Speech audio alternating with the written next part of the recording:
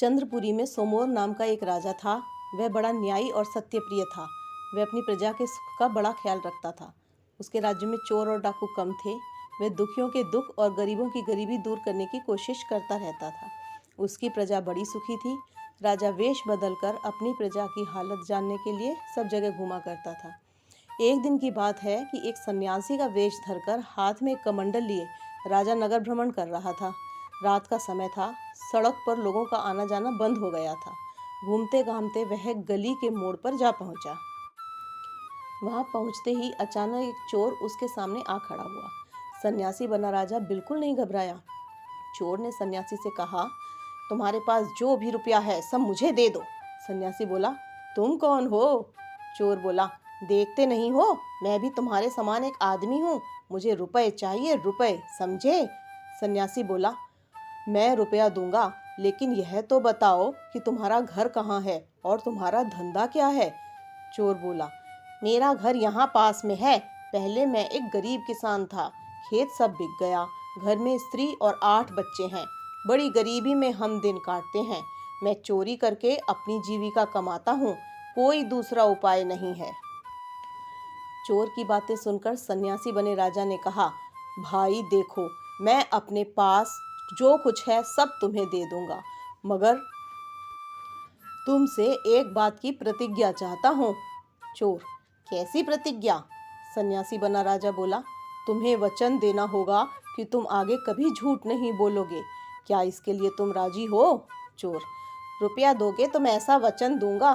सन्यासी ने तुरंत अपनी कमर में बंधी हुई थैली लेकर उसे दी और कहा, देखो, इसमें अब तुम्हारी जरूरत भर के लिए रुपए हैं। इससे अपना काम चलाना, लेकिन आगे झूठ नहीं बोलना। हमेशा सच बोलोगे तो रुपए मिल जाएंगे। चोर ने पूछा, सो कैसे?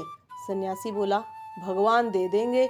चोर के मन पर सन्यासी बने राजा की बातों का बड़ा असर पड़ा। उसने सन्यासी से विनीत भाव के साथ कहा, महाराज क्षमा कीजिए, आज से आप मेरे गुरु हुए। आपने मुझे उपदेश दिया, रुपया भी दिया। मैंने आप जैसा दयालु आदमी नहीं देखा है। आप बड़े महात्मा मालूम होते हैं। आगे से मैं झूठ नहीं बोलूँगा, लेकिन चोरी करना छोड़ नहीं सकता। सन्यासी उसे आशीर्वाद देकर चला गया। राजा मन ही मन प्रसन्न हुआ, क्योंकि वह जानता था कि सच्चाई और चोरी दोनों एक साथ नहीं चल सकती। दूसरे दिन रात को राजा एक मामूली आदमी के वेश में निकला। पिछले रोज की तरह वह एक उसी गली से होकर जाने लगा। उस समय उसने देखा कि एक आदमी दबे पांव जा रहा है। राजा ने उसके पास पहुंचकर पूछा, अरे तुम कौन हो? कहाँ जा रहे हो? आदमी ने जवाब दिया, मैं एक चोर हूँ। राजमहल में चोरी करने के लिए जा रहा हूँ। राजा को मालूम हो गया कि वह पिछले दिन वाला ही चोर है। उसने मन ही मन सोचा, इसकी सच्चाई की और एक बार परीक्षा लेनी चाहिए। राजा ने पूछा, तुम चोर होकर सच कैसे कहते हो? सच कहने से चोरी कैसे कर सकते हो? पकड़े नहीं जाओगे? चोर ने कहा, सच कहने से चोरी में कोई बाधा नहीं पड़ेगी। भगवान मदद करेंगे। राजा बोला, तुम राजा के महल में कैसे घुसोगे? वहाँ तो पहरेदार हैं। चोर बोला, वहाँ जाकर ही पता चलेगा। वहाँ जाने पर कोई ना कोई तरकीब सूझेगी। राजा बोला, अच्छा, मैं तरकीब जानता हूँ। मैं तुम्हें सब बता दूंगा। क्या मुझे भी चोरी का आधा भाग दे दोगे? चोर बोला, तुम कौन हो? क्या मेरी तरह? राजा ने जवाब दिया, हाँ, मैं भी तुम्हारी तरह एक चोर ही हूँ, लेकिन मुझे महल में घुसने की हिम्मत नहीं है। चोर बोला, बड़ी खुशी की बात है, मुझे एक अच्छा साथी मिल गया। तुम तरकीब बता दो, फिर देखो कि मैं कैसे चोरी करूँगा। दोनों महल के पास पहुँचे। राजा ने चोर को अंदर जाने का एक गुप्त मार्ग दिखाते हुए कहा, इधर से होकर जाओ, अंदर पहुँच जाओगे। चोर उस रास्ते से चला और महल के एक बड़े कमरे में पहुँच गया। वहाँ एक छोटा संदूक था। उसने उसे खोलकर देखा तो उसमें 5 हीरे की अंगूठियाँ थीं। वह बड़ा खुश हुआ, लेकिन फिर सोचा, यदि मैं 5 चुरा लूँ तो आधा आधा बांटना मुश्किल हो जाएगा। यह सोचकर 4 अंगूठियाँ लेकर वह बाहर आया। राजा ने पूछा, क्या कुछ मिल गया? चोर, 4 हीरे की अंगूठियाँ मिली। राजा ने पूछा, सिर्फ इतना ही? चोर बोला, वहाँ एक पेटी में 5 हीरे की अंगूठियाँ थीं। मैंने सोचा 5 लेने से बराबर बांटने में कठिनाई होगी, इसलिए मैंने 4 ही ली हैं।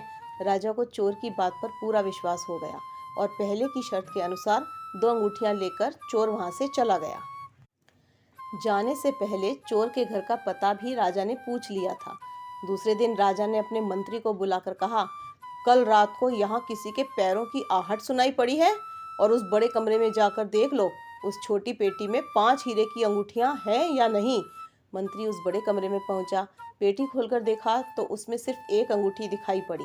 मंत्री ने सोचा कि एक अच्छा मौका हाथ लगा है, अब इस हीरे की अंगूठी को मैं उड़ा लूंगा।